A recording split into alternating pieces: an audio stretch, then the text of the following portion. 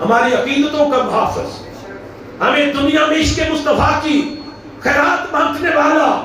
ہم بگڑے ہوئے بھٹکے ہوئے کو سوئے مدینے لے کے جانے والے کو امام احمد رضا کہتے ہیں۔ اور جس نے امام احمد رضا سے منہ موڑا،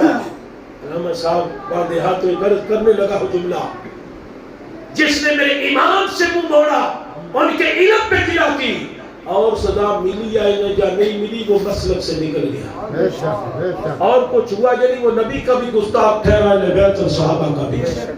اس لیے جب صحابہ اور اہل بیت اور میرے مصطفیٰ کے دامن سے وابستہ رہنا ہے تو ایک ہی نسخہ ہے، جس نے یہ سبق دیا نا، انہیں جانا انہیں مانا، نہ رکھا خیر سے کام، للہ الحمد، میں دنیا سے مسلمان گیا، اس کے دامن سے بھی وابستہ ہونا پڑے گا۔ امام اہل سنت نے کیا فرمایا؟ آپ ایک بڑی استغاثہ پیش کرتے تھے، میں مجرم ہوں آقا مجھے ساتھ۔ ہم کس حیثیت کے بعد جس کی پوری زندگی نعت مصطفیٰ میں مصروف، جس نے پوری زندگی عشق مصطفیٰ کی سوغات بانٹی، جس نے پوری زندگی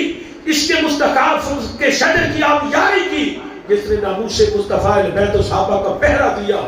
اس امام احمد رضا کے عقیدے کو سنی کیا کہتے ہیں؟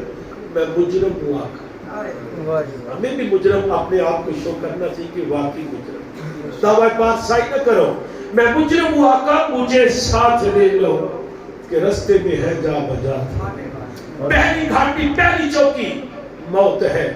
اگر آقا سے پیار ہے نا، اس لیے دنیا دار کسی سے کہ میں مشکل میں کام آئے گا، تو موت کے وقت کوئی کام نہیں آتا، آقا کا لال آتا ہے۔ اور اگر وہ مشکل آسان کرنا چاہتا ہے، واپس پلٹ پیغامے میں رات پلے باندھ لے، نبی سے وفا کر تیری موت بھی آسان ہے۔ اگلی مشکل گھڑی قبر ہے، 6x3 کا رقبہ ہے، وہ پیارے جو جدائی برداشت نہیں کرتے اپنے ہاتھوں سے مٹی کے سپرد کرتے، اور جو دوست لباس پہ مٹی برداشت نہیں کرتے جھاڑتے ہیں بھوکوں سے رومال نکال کر، وہ بھی کہتے یار پیچھے ہٹ جا، میں نے مٹی کی 2 مٹھ ڈالی تھی، کاش ہم سمجھ جائیں۔ ماں ایک نماز جدائی برداشت نہیں کرتی، بیٹا یورپ کو ایک دن فون آنے میں دیر ہو جائے، ماں تڑپتی ہے لیکن تڑپتی رہ جاتی ہے، فرشتہ روح قبض کرے تو پھر مٹی کی سپرد کرتی ہے۔ نوجوان بیٹا ہے تو باپ ہاتھوں سے، بھائی ہے تو بھائی کو، بیٹا ہے تو باپ کو اپنے ہاتھوں سے مٹی کے سپرد کرتے، اور ہم وہاں دیکھتے ہیں کوئی وہاں کم نہیں، کوئی اے سی نہیں، کوئی کھڑکی نہیں، کوئی روشنی نہیں، ظاہر تو یہی نظر آتا ہے، لیکن وہ مشکل ترین لمحہ ہے قبر میں، جب نقیرین آئیں گے اور پوچھیں گے تیرا رب کون ہے، تیرا دین، تیرا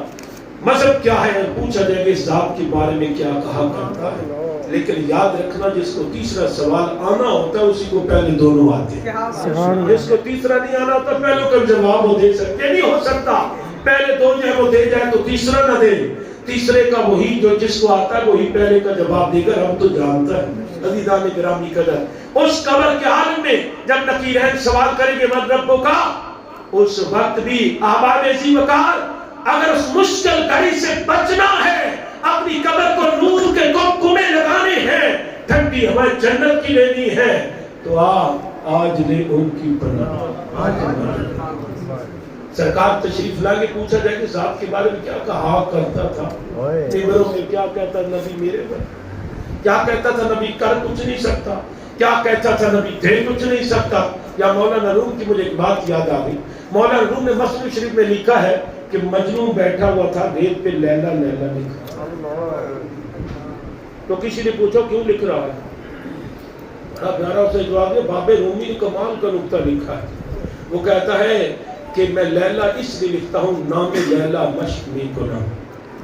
میں اپنی محبوبہ کے نام کی مشق کرتا ہوں۔ پوچھا کیوں؟ کہتا ہے اس لیے کہ مشق ہوتی ہے، نام لکھتا ہوں پھر مٹاتا ہوں پھر لکھتا ہوں، اس سے میرے دل کو تسکین آتی ہے۔ مولانا روم نے یہ لکھ کر آگے نقطہ کیا لکھا، مولانا روم فرماتے لوگوں وہ مجازی عاشق و معشوق تھے، ایک لیلا ایک مجنون ہے، مجنون جو ہے اس کا اصل نام تو قیس تھا، شہزادہ بھی تھا، اس قصے کی طرف نہیں جاتے، واپس پلٹے کہا کہ اگر مجنون ریت پہ لیلا کا نام لکھے تو وہ کہتا ہے کہ میرے دل کو تسکین بنتی ہے، میں تسکین قلب کا سما پیدا کر رہا ہوں، مجنون کے نام میں تاثیر ہے تو نام مصطفیٰ میں نہیں ہو سکتا۔ مولانا روم کہتے زہر کا نام پکا، محمد محمد سمیت گزر گیا۔ نبی خدا کو بھی احمد بولے دے. نعرے تکبیر.